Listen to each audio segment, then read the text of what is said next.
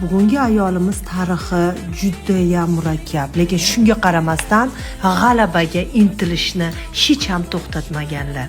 Ular bizga kelganda boshlaridan ikkita og'ir operatsiya o'tkazganlari haqida aytib berdilar.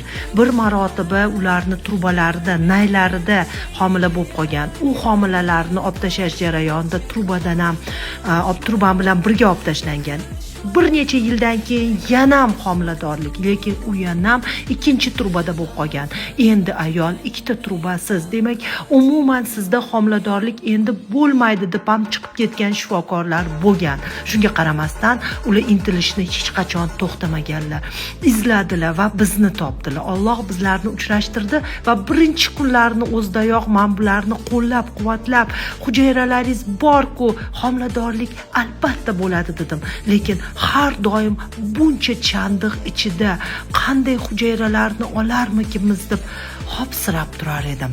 Mana bugun operatsiya kuni ham keldi.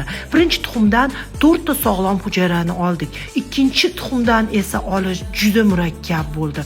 U qidirgan sarimiz bekin vovurdi, lekin shunga qaramasdan embriologlar bilan birga, reanimatologlar bilan birga g'alaba sari intildik va hujayralar oldik. Biz xursand.